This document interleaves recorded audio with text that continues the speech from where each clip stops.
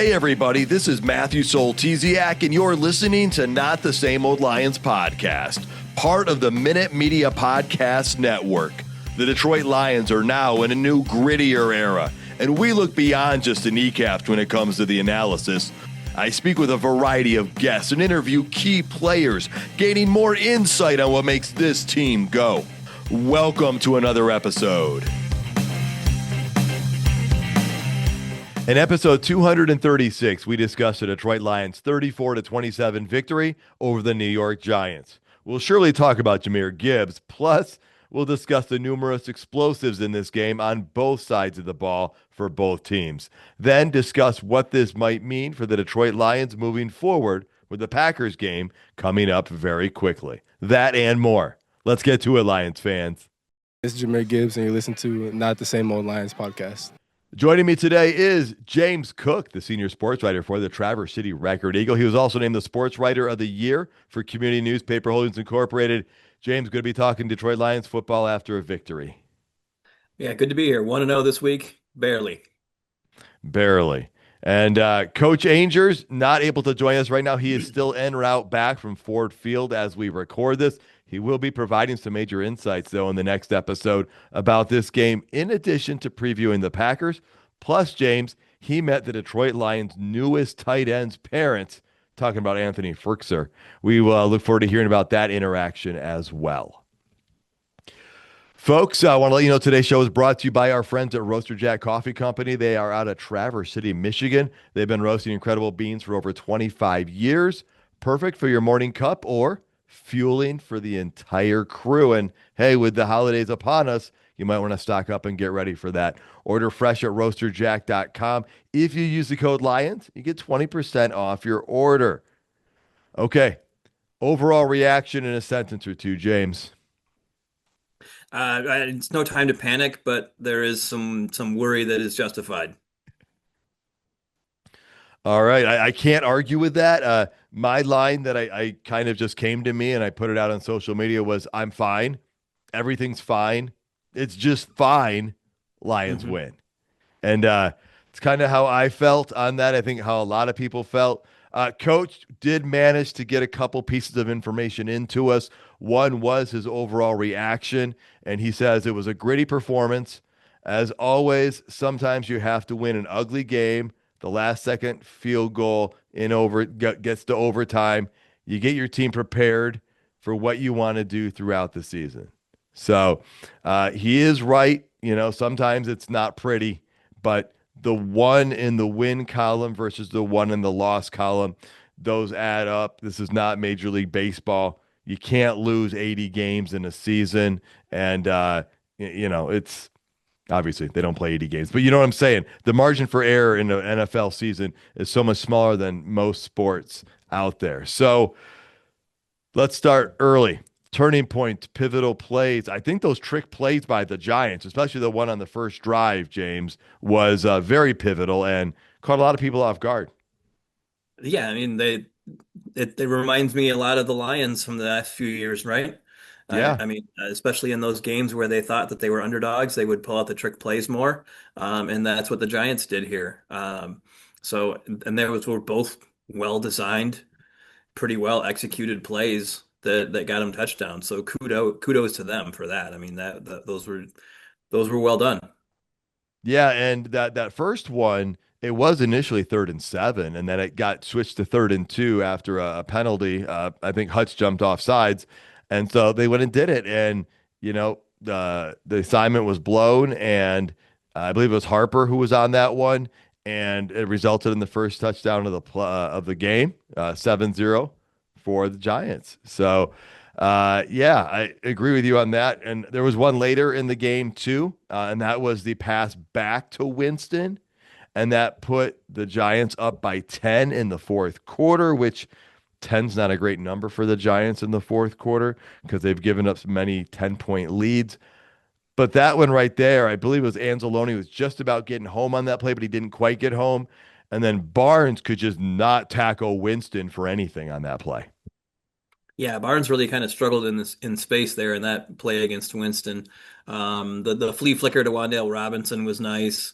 Done well. caught the Lions flat-footed. I Yeah. think trick plays work better earlier in games, I think, a lot of times because the team's kind of so focused on the game plan, and trick plays are not part of the game plan. And I think you can really catch teams early on those, and you can kind of swing some of the momentum your way when you're an underdog, like the Giants were coming into this game. Yeah, and I think you see the style of play for both teams in this one based on what their expectations were coming in, and we're going to get to that because I think that kind of tells the tale of part of this game. Um, Another turning point, pivotal moment. You said the Gibbs touchdown, and I kind of reacted to that. Each of them. So what do you got on the Gibbs touchdown? The man was incredible. We will give him his flowers when we talk about what we liked in this one. Mhm. But which one are you leaning towards, I'm leaning towards the second one, of course. or the That third one? or the one in overtime. That'd be the The second third one. rushing touchdown. The There second you go. rushing touchdown. Yes. All right. Uh, yeah, the one in overtime, 69 yards right up the middle, cuts right, and he's just gone. The Lions took advantage of Dexter Lawrence not being in on that play, the first play of overtime, and ran right where he would be.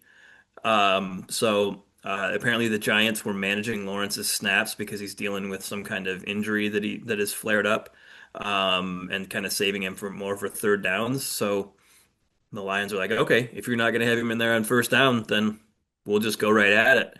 And went right to his spot. Uh, Gibbs just Gibbs made sure that Dexter Lawrence couldn't get in the game, right? I Yeah. mean, and if you watch that play afterwards, Sewell has that one block on the line, and he gets his guy, and then he turns around and he sees Gibbs going through the line of scrimmage and just raises his hand for a touchdown right as soon as he broke the line of scrimmage. He's just already celebrating. Yeah, yeah. Gibbs still had like 50 yards to go yet at that point, and Sewell's already Hmm. celebrating. And yeah, so that was incredible. I also want to say that another great thing was right before halftime, 2.5 minutes or so, was when Gibbs scored his first touchdown, and that was his receiving touchdown, because that made it a 17-14 game. And you're like, okay, hey, we're close. The game's not starting to, you know, get this big buffer of a lead for the Giants. It felt good, even though, things wouldn't really feel good for most of this game. Yeah, and then that was a three-play drive. I think Gibbs was all three plays. That's just another part of the bouquet of flowers for Gibbs from this game.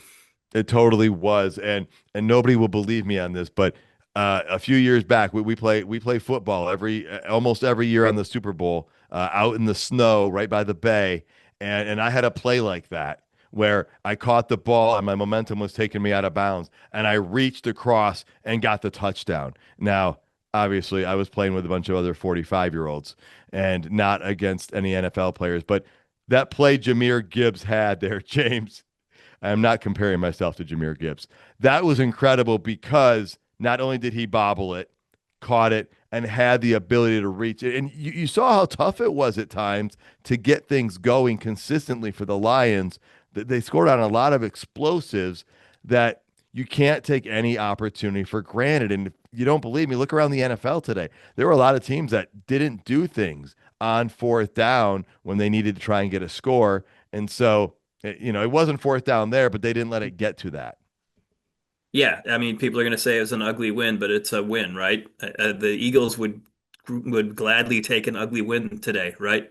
But they got a loss against the Cowboys on a last second field goal where they just in the second half didn't look like the team that dominated the first half of that game.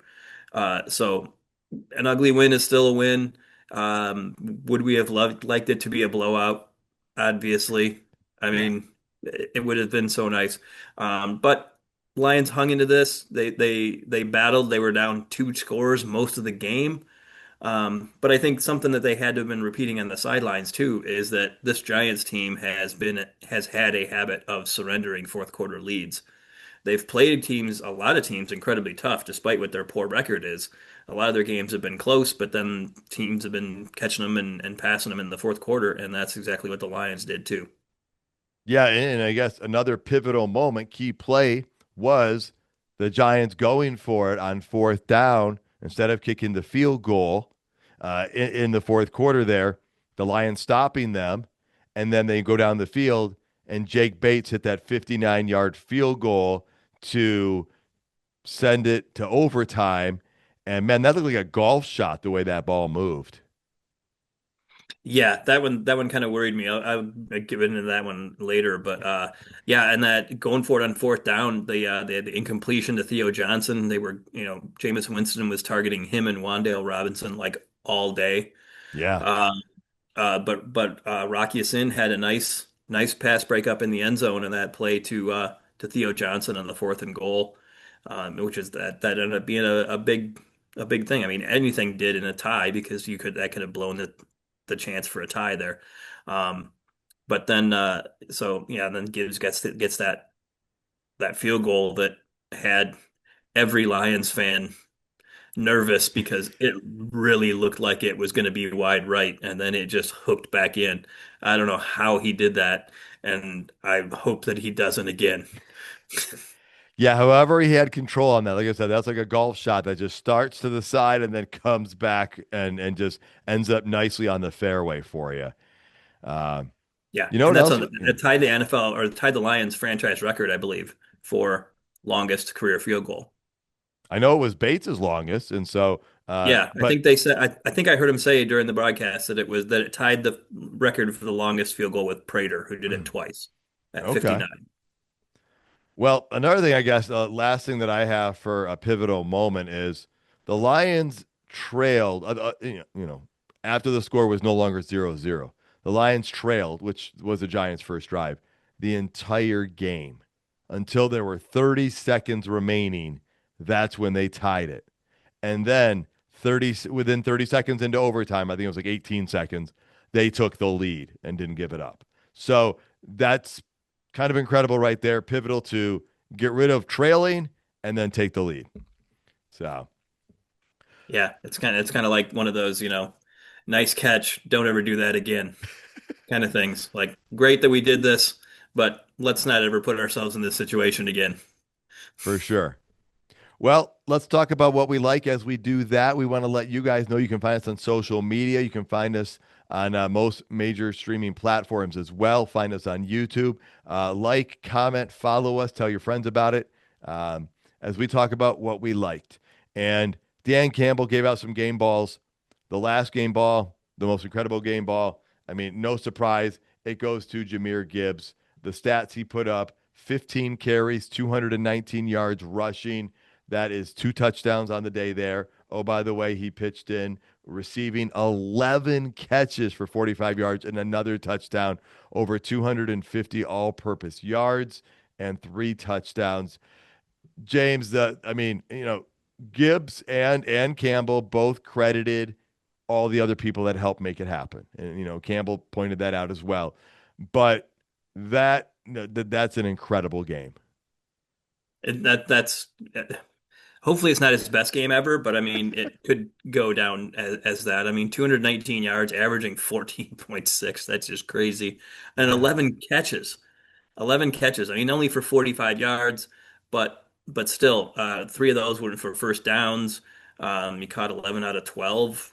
I mean, just an incredible game. In one of my fantasy leagues, he scored me 67 points Wow. by himself. Yeah. Yeah. Gibbs was absolutely incredible. And, I'm going to put out another name out here that I didn't realize his stats were quite so good just because of what Gibbs did. But Amon-Ra St. Brown had 9 catches for 149 yards and a touchdown. And that touchdown play, uh, I can't say I liked it because it scared the heck out of me. I mean, it worked, but it's one of those passes out into the flat. But if there's a guy that's going to probably do pretty well, as long as those blocks hold up, St. Brown's pretty good at weaving his way through, and that was pretty critical. So St. Brown had a drop early, but he came back and he made some really big catches. Yeah, he did. Yeah, I think he had two drops, which, Yep. and we've talked about this the last couple of weeks and brought it up. It's very uncharacteristic. I don't know if maybe that hand injury or whatever it was that he had early in the season is still bothering him or something. I mean, but it's just very uncharacteristic. But seven of those nine catches went for first downs. So I mean that from that perspective, that's what we're used to from Amon-Ra St. Brown. And the second half was much better than the first, obviously, for him too. So it was corrected. Yes. I want to hit on something that Coach brought up early for one of the things, which is the Lions found a way to win an ugly game. And and this is big. They came back and won. I was actually just looking at something. I want to say it was like 2 years ago when the Lions were against the Bears and had like a 2% chance of winning the game, and they came back and won. But they haven't had any big comebacks like that. And if you look, when the Giants had the ball with 3:19 left, it was first and goal at the Lions 4, and they were up by 3. The Giants had a 92.1% chance to win the game at that point, and that did not happen. Campbell said, it's nice to know that when things are tough, you can dig deep and you can pull out the win. I'm paraphrasing him, but he said it was a good feeling to know that, hey, they've got something like that in them. And that when he talked to the team afterwards, he said, you never know how the game's going to go. We hung in there. We stayed in there. We got it done. And, somebody asked if that's something that could spark the team. And he said, you never know. You never know what it's going to take to spark the team. But it was good to see them come out with the win, even though things weren't perfect. There were a lot of missed assignments. Yeah, and that's in the NFL, you have to win some of these games that you didn't play well enough to win, or at least well enough in the first half to win. Look at the Cowboys, Yeah. first half, that game against the Eagles, they looked atrocious. Turning the ball over, Eagles were just dominating the game. How the Eagles were only up 21 nothing, I'm not sure. Uh, and then just managed to find a way to come back. And that's what the Lions did. Those are you're going to have some of those games. If you're a good team, you're going to have some of those games every year, and you're going to have some of these games like the Vikings games that you lose, that you came into the game thinking, how do we lose this game? How can we lose this? And you do. Yeah. That's just going to happen. And this is the NFL. Good teams lose games all the time. Bad teams win games all the time. So you just have to minimize those two things, kind of, or balance them out. I mean, the Lions won a bunch of games last season that, I mean, if you look back on it, how did they win those games? Like By you know, the Houston game. they've got nobodies on defense. They got 5 interceptions by their quarterback and still end up winning. But good teams will find ways to win some of those games that man, we didn't really play our best game and we probably shouldn't have won that. And you just move on to the next one. This will hopefully serve as a pretty good motivation because they have to play again in 4 days. Uh, so this will, I think, to not come out slow in a game against the Packers. That's a pretty important game in the division right now. For sure. And, defensively, Harper was the guy who bit on that first play action. He did come back later, and he did have a nice hit on a play that helped break up a catch that would have been a big completion. And he did have the interception that did not result in any Lions points, but it stopped the momentum. It stopped the drive from happening, and it just slowed momentum down. Uh, but you saw another guy on defense who, I mean, he's been having a few games. Yeah. Well, on Harper, I mean, yeah, that one play on Wan'Dale Robinson, I mean, he timed that up Hmm. perfect, and he got in there and he laid the wood on him right as the ball got there and forced an incompletion, which would have been a big play for them. That ended up leading to a punt, I think. And then that interception was not, I mean, that was a great interception, man. He looked like a Yeah. wide receiver catching the ball on that play. I mean, I was worried about that. I seen it from the other angle that it was going to be a drop, just how low the ball was, kind of whatever. But man, he got his hands in there and caught it just like a wide receiver would. So that was a great play. The other guy that I liked was Roy Lopez. Had 6 tackles, had a pass breakup that forced a punt in the third quarter. That if they get in a first down there and get another score in, that's going to make winning this game really, really hard. Yeah. Roy Lopez had a pretty consistently good game uh, all game, and he's played pretty well the last few weeks. And I think that he's just a guy who is earning a second contract with the Lions and going to be somebody that they're going to look to see if they can extend next year. Yeah, that's a whole nother interesting topic that you're touching on right there is uh I'm going to say the importance of maximizing what you can do with this current roster. And we'll get into that because that also changes the calculus um for what things look like going forward. So let's appreciate what we have. And Lomas Brown said it. He said, better late than never when it came to the Lions finally getting a sack in this game. Aiden Hutchinson got the sack to end the game. Uh, we said it, Jameis Winston, we weren't expecting to face him. We were expecting to be Jackson Dart, Jameis Winston, and he is a very capable quarterback. If anyone ever had any doubts, you kind of saw it right there. He has had success in this league, and the Lions ended it with the sack. That was important because, if you don't get home, you don't get that. Like McNeil blew that up, by the way, and messed that pocket up too. But Mhm. Dan Campbell gave Hutchinson a game ball. I don't think it was just for that one play, James. Yeah, yeah. Like you mentioned, McNeil blew the pocket up right from the front of it. Just pushed the pocket back. Winston didn't really have any place to go, and Hutchinson just finished that off. I saw a bunch of people commenting about how Hutchinson was invisible in this game until he got that sack at the end, and I'm like, I don't know, I'm not sure what game you were watching, but he set a franchise record for most quarterback hits in one game. He got six. They got six shots in on Winston, who, like you said, is a very good quarterback in this league. I mean, the guy threw for 50 touchdowns in one season a few years ago. Now there was a That's lot of crazy. interceptions that year too. Yes, there were, but still, to get to 50 touchdowns, it is an incredible feat. That was insane. I had him that year in a fantasy football league where there was no negative points for interceptions, and it was great. Every week he was throwing for like 350, 400 yards because their defense on that team was so bad that they were just throwing the ball all over, and it was great. All right. Well, of course you did. So, well, they did show some of the hits. One hit, Hutch, it looked like he may have gotten there almost a little bit late. I got a little nervous on one of them, but they also showed the double teams he was up against. And that was the teams are not taking him lightly. And so, but yeah, it was great to see him come through at the end like that. Him, McNeil, everybody making the plays ultimately to get the job done as a team effort. I have not mentioned the other guy who got a team ball, and that would be Jack Fox for some amazing punting in this game. Four punts inside the 20, I think a couple inside the 10. That helped the field position. And that's what we'll talk about after we get the things we didn't like. But that was a strategy the Lions really played, and I think we understand why they played it, James, which hopefully doesn't go overlooked by others. Another thing I don't want people to overlook is that Roaster Jack Coffee Company is supporting this show.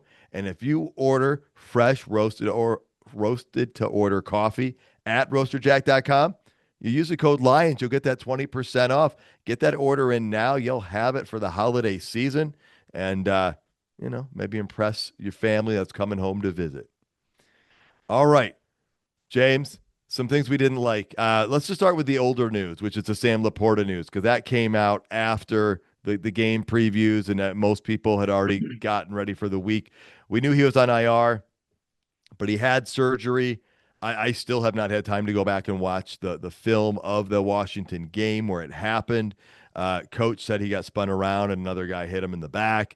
And so we don't know what the exact injury is. We just know he had surgery, a procedure, but he's likely out for the season. What are your thoughts on that? Yeah, the only thing they really kind of said is that it was a back. That was about all that they would say on it. We've heard reports that it was maybe a cracked vertebrae, um, and and that he had surgery on it, late last week. So, I mean, this is a big blow for that offense. I mean, he was one of the safety blankets for Jared Goff. Those safety blankets are disappearing with Laporta out. He still has Amon-Ra St. Brown though, and Jahmyr Gibbs, and so we saw how much that he relied on them in this game. So I did like that they gave Montgomery a few more carries. That was nice, kind of to go to the reliance on his safety blankets this game. But the Laporta news is pretty big. You're past the trade deadline. You're not going to really be able to find a quality tight end off the street at this point. Even like 2 years ago when they signed Zach Ertz at the last minute. I mean, Oh yeah. you're not even. I mean, he's turned that into a 2-year contract, 2 years of contracts with the Commanders and been pretty solid. Even when people thought he was done. So maybe you can find something like that, but I don't know. I think they have to be looking for something from that position, or just tinkering with the offense and not making tight end as big of a deal in the offense as more, maybe going a little bit more six offensive line and Dan Skipper in there, whatever they want to come up with.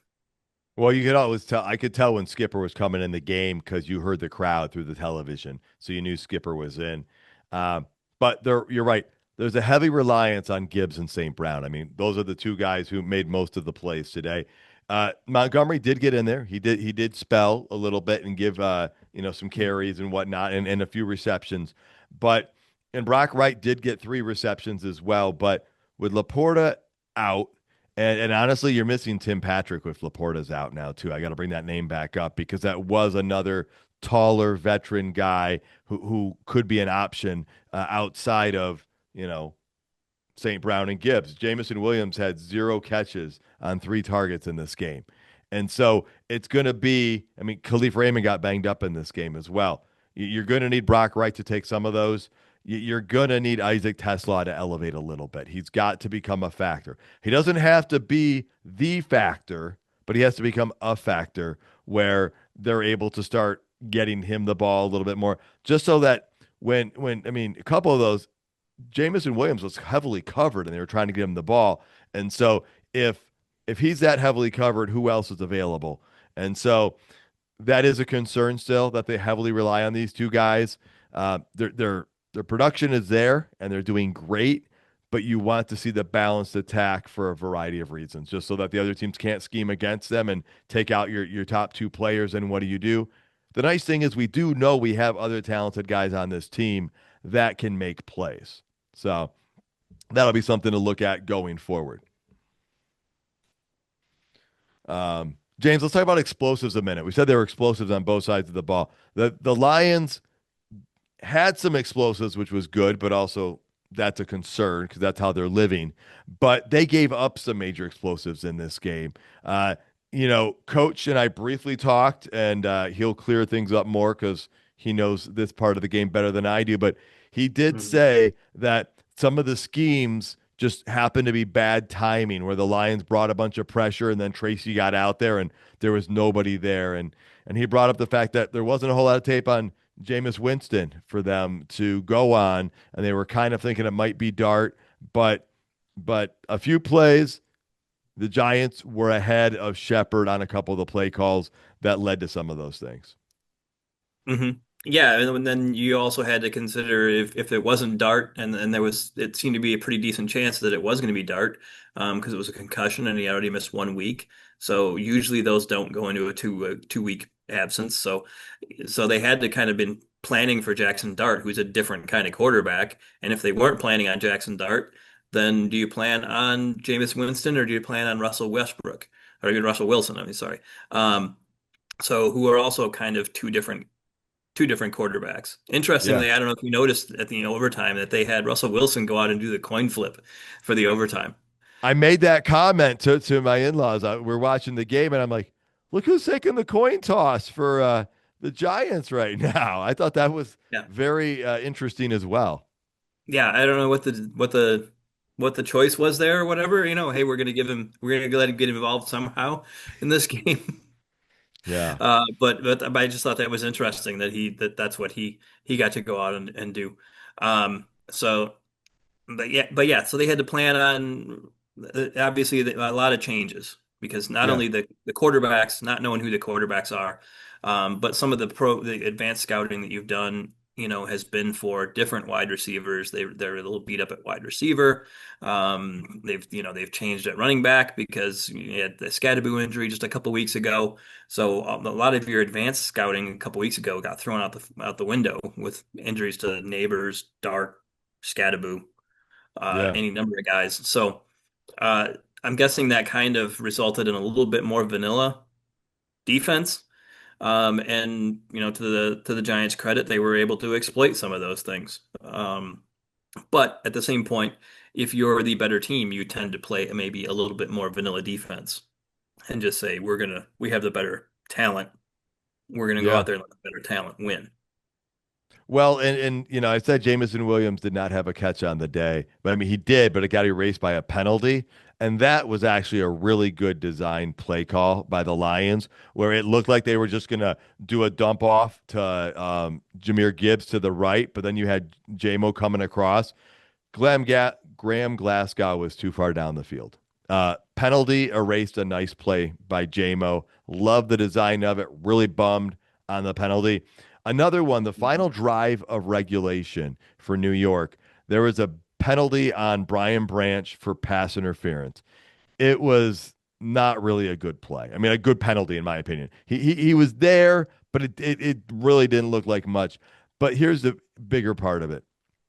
There was a false start on the right guard or right tackle for the New York Giants on that play. I mean, we caught it in real time. We backed it up to double check if we saw what we did.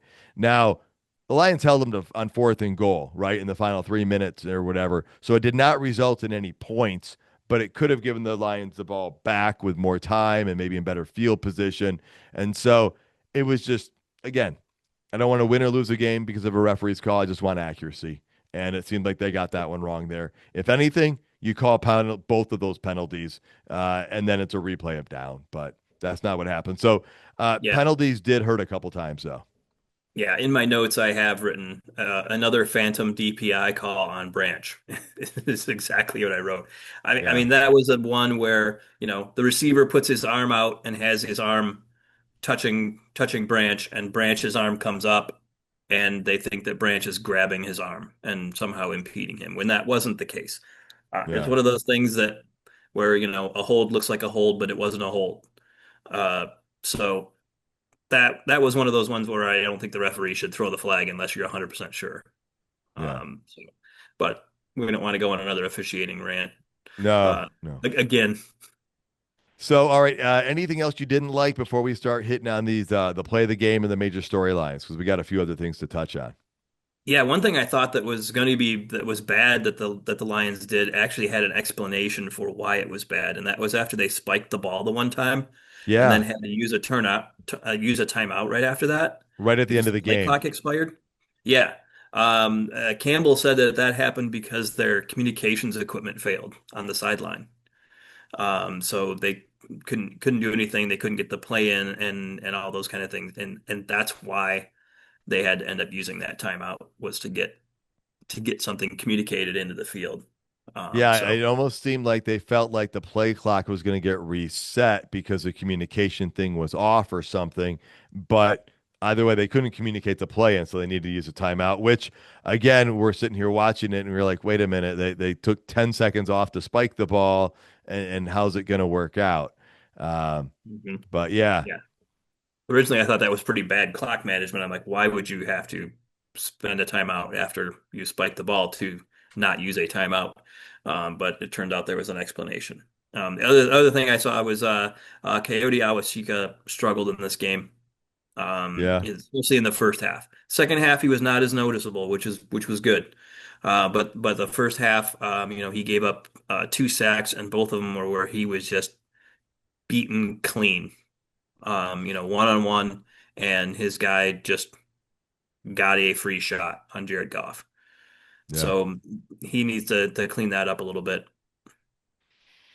All right. Well, I'm hoping he makes some improvement there. Again, it's another week with more reps together with them, and the Lions have very short window to get ready for the Packers. So, all right, play of the game. Coach said the plays of the game is stopping the Giants on 4th and goal, and then going down and getting the field goal. My play of the game, there's a few different options here. I'm going with the Jake Bates 59-yard field goal because you don't make that, the game's over. And that was a high pressure, far away field goal that nobody thought was coming back left when that thing was going right. And so that's my play of the game is the Bates field goal. But I wouldn't fault you for choosing a multiple other plays. Um, I do like that one. And just the defense coming up and making some stops in the fourth quarter, just in general was just huge, giving the offense chances to get back into this game, which they did. So yeah, and giving obviously Jake Bates a chance to hit that 59 yarder. Yeah, he said that he felt like he owed the team one because he's had a couple, he's had a couple rough games where things haven't been perfect, so that was nice. Hmm. Um, Major storylines. Well, going back to another quote from Dan Campbell, he said it's a good win. Not perfect, but we'll take it. He also noticed that they were not able to get Winston enough pressure on him. And that's some of the reason that some of these big plays happened. Um, and so I'm going to go with the fact that James, I was expecting the narrative out of this show when we got done. I was just kind of thinking what might look like. As a reporter, you're always kind of working the story, figuring out what the story might be. It evaporated pretty quickly. I was expecting it to be how the Lions defense is what's going to carry this team the rest of the season. Um, that said, they gave up a ton of plays today. Uh, they only gave up 3.1 yards a carry and nothing more than 13 yards on the ground.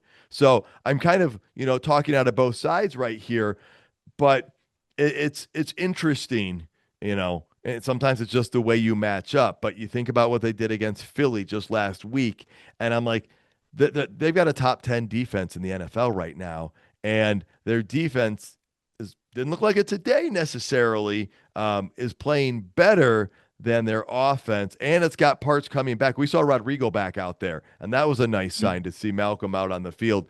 Um, but I do think a major storyline is going to be what does this team look like down the stretch? And I think the defense is going to have to be a big factor. Yeah, yeah, it's definitely going to have to be. The defense, one thing I did like though about the defense is that they adjusted in the second half though. You saw Jameis hitting those tight end outs to Theo Johnson, and then there was one to Bellinger too, maybe even two. So they were using those tight ends and getting those plays. The Lions adjusted to that, started running different defense, and you saw they actually used kind of a zone look on that one that Meek came out of his zone to break up uh, to Theo Johnson.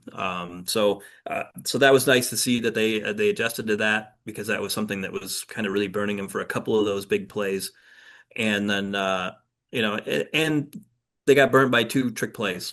Trick plays are hard Right. to plan for.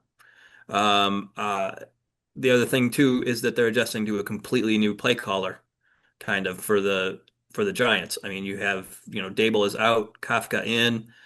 He's the offensive coordinator, so it's not really Yeah. different play calling, but somebody who is auditioning for a head coaching job essentially now as an interim guy, I think maybe calls plays a little bit differently and more aggressively than somebody who's the regular offensive coordinator. So and we saw him do that. He dialed up these trick plays. They worked well, and it got them a lead and got them some momentum. As far as having guys coming back, yeah, that defense, and keep in mind that half of the starting secondary was out this game. Terry Arnold was not out there. Kirby was not out there. Yep. And then we're also still missing Davenport and Pascal, who all four of those are supposed to be back in fairly short order, possibly some of them on Thursday. So I think that might have been some of it. Some of not playing those guys would be, let's not rush these guys back. Let's have them for Thursday because Thursday is a must-have game. Yeah, I mean, and being a short week, if they're coming back, asking a banged up guy who's coming back from injury to turn it around quickly, then as well, could be a little Exactly. riskier. It was good to have DJ Reed back out there, but as you Yes. pointed out, Kirby Joseph, we really could use him back out there. That's the thing. Thomas Harper has filled in admirably, but he's not Kirby Joseph, and so and you know what? Harper's going to learn from today and hopefully play just a little bit better next week. And you already saw him play better in the second half when he had that well-timed breakup. He had that interception. And by the way, the Giants scored 7 points in the entire second half. So, like you said, the Lions did make some adjustments there that kept them in it, even when the offense wasn't producing. And James, we talked about play calling. Here's an interesting stat. The Giants were 1 for 3 on fourth down. The Lions were 0 for 0. Now, you can't Hmm. say, oh, well, they didn't go for it on fourth down because of what happened last week. It's because look at the situation of the game, right? Look Hmm. at the expectations, look at everything surrounding it. The Lions didn't feel they needed to because they felt like there were enough things in place that the script of the game, the story that the game was going to tell, they could still participate and not have to go for it on fourth down. And those situations just didn't really present themselves in a different way. But you saw the Giants. I mean, they went for it instead of going up by 6. That's how much they feared giving the Lions the ball back. Hmm. And the Lions, the fourth down opportunities that they would have had were in different scenarios than they were last week. Yeah. Last week they were a little closer in, where punting is not as advantageous of a thing to do, when you're punting from your own 40, or from, you're in enemy territory in between the 40 and 50, that, punting there is not great because you're most likely just going to punt it out of the end zone and only gain 20 yards. So might as well just put it in your offense's hands that you believe in and try to keep the ball rather than turn it over for a mere 20 yards. So today they were in more situations where you were back on your own end of the side of the 50-yard line, and you could just let Jack Fox be Jack Fox and, you know hit those pitching wedge shots and land it back in the inside the 10 and have it kick back and pin them. Yeah, because it was explosives that got things for the Giants. It wasn't normally sustained drives. And so Mhm. if we go back to the Lions defense, I do think, even though it wasn't super prevalent today, we know those guys are coming back. I do think that's going to be the story. I think that's what's going to have to prevail down the stretch if the Lions are going to do something and make the postseason and be a threat, because we know the offensive line is what it is at this point, and they're going to do stuff with it to maximize what they can. But as we've kind of talked about, we saw it today. The Lions are living with explosives. They're not methodically, systematically pushing the ball down the field regularly, chunks at a time. It is the big plays that are keeping these stats so elevated. So it's not going to look like the last 2 years. That's the narrative I was writing. And today kind of looked like the last 2 years, the way they had to come back and score late. But you know, the offense is the way it is, and like you said, we there's nobody else you can bring in for offensive line. Trade deadline is passed, and these guys are going to do everything they can to make it work, but they're going to have to rely on the defense in this, James. I think it's going to be a well-rounded group where the offense carried it last year down the stretch. I think the offense is still potent and has the ability, but I think that defense is going to have to keep them in some games where certain things don't go right on the offensive side. Hmm. And you could still have some scenarios where you could still pick up some help, possibly. It's nothing you're going to guarantee, you're going to bet on or anything like that. But you can always, there's always a couple of times late in the season where a veteran says, "Will you release me so I can go to a contender?" To a veteran on a bad team that's, playing pretty decently, ask the team, can you let me go so I can sign with a contender? It Yeah. happens the most more seasons than not. So can you count on that happening? Absolutely not. But maybe Yeah. somebody cuts a tight end. Uh, you know, Maybe a Zach Ertz gets cut. But also, I want to point out that, you already brought it up. Lopez, he's a 1 year deal, right? Rock Hmm. Yassin, 1 year deal. Amik Robertson, he's the end of his 2 year deal, right? You're going to, Alex Anzalone, last year of his contract. That's a lot of talent on the defensive side right there that is not signed for next year. And some of those guys are looking at a pay raise. And so, uh, yeah, regardless of that, you're going to maximize this season. But that's where you can't take any season for granted and think you'll have it next year. And so, uh, it's going to be an interesting look. We're going to learn a little bit more when they play the Packers this week. I don't look at this Giants game and say, oh, we barely won, so we have no chance against the Packers. Every team matches up different. But starting with this game, James, they needed to beat the Giants. They already dropped that game against the Vikings. That's a game they really weren't supposed to lose. They couldn't drop a second one.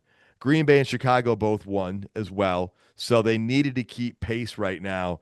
And this division is super competitive. If the Lions want to stay in the race, that they need to beat the Packers coming up. Yeah, for sure. And like I said, every team has bad games, every team has good games. You can't expect the exact same thing out of a team from week to week. That's not the reality of the situation. This is the NFL where every week, it's any given Sunday. And so teams are going to have bad games, teams are going to have good games. If you win some of those bad games, that's a good thing. I think people will look at this game as a bad thing, but there are some positives to draw from it. If we're going to apply those same things to the rest of the league, then the Eagles might as well pack it in. The Bears barely beat a team with their backup quarterback, so pretty similar. Should they just quit? The Lions are 7-4 right now. That's a pretty good record and, a playoff type record. So. The Lions are right there. They're fairly healthy in NFL terms as far as not having season-ending injuries aside from the Laporta one, obviously they came across, but they're going to Yeah. be getting guys back, and hopefully Raymond's injury is nothing serious. Look like maybe an ankle. Uh, so I, I think there's a lot of people who are still jumping off, looking for reasons to jump off cliffs.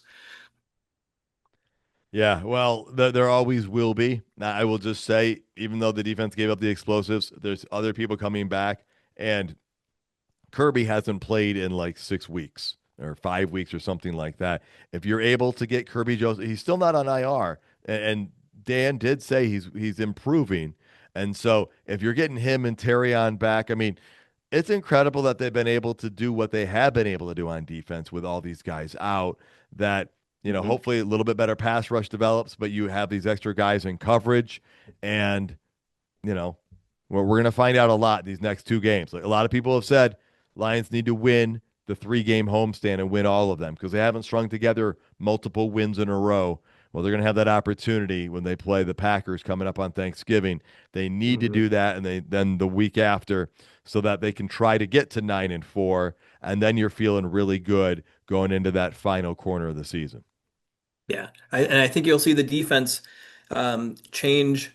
Not only getting Terran Arnold and Kirby Joseph back, those are the two kind of headliners of that. But when you get Marcus Davenport and Josh Pascal back, you're going to have your pair of big defensive ends on the right side to be able to put Hutchinson back on the, or put them on the left side and put a Hutchinson back on his normal right side, or you'll be able to move him around a little bit more, get him away from those double teams. And one thing that you've noticed the Lions have been doing a lot the last 2 weeks is they've been playing Aleem McNeil at defensive end as a big Yes. defensive end to set the edge and, somebody who can still provide a little bit of pass rush. That's exactly what Marcus Davenport does and what Josh Pascal does. And you're going to get those guys hopefully back here fairly soon. And then you can move Aleem back into defensive tackle full time. Him, Reeder, and Tyleik Williams is a pretty darn good rotation of three defensive tackles. And then Roy Lopez on top of that. You're looking at potentially a whole different defense and giving Kelvin Shepard a lot of different tools to work with this defense. Yeah, and you brought up McNeil. That's who I was going to bring up next, which is, I mean, he was instrumental on that final play where Hutch got the sack because McNeil just blew up that pocket and pushed his guy right back. And this is his third game, I believe, under him. So it bodes well to get these pieces back. Uh, Winning ugly is okay. You just needed the win, right? Each week, each opponent's going to be different. James, any final thoughts before we get out of here? One and ugly 1-0 is still 1-0. There you go. It's going to be a short week because the Lions play on Thanksgiving. We will get the preview episode out early in the week, so please keep your eyes out for that. Folks, Well, a big thank you to Roaster Jack Coffee. They've been roasting incredible beans since 99. Go to roasterjack.com. Use the code LIONS. Get 20% off your order. Thank you for tuning in. Please tell your friends and family about this show. Let them know over Thanksgiving dinner that you've listened to this show and maybe recommend it to them. Follow us on social media. You can find us on all streaming platforms as well as YouTube if you like the video version. As usual, we love your thoughts and reviews.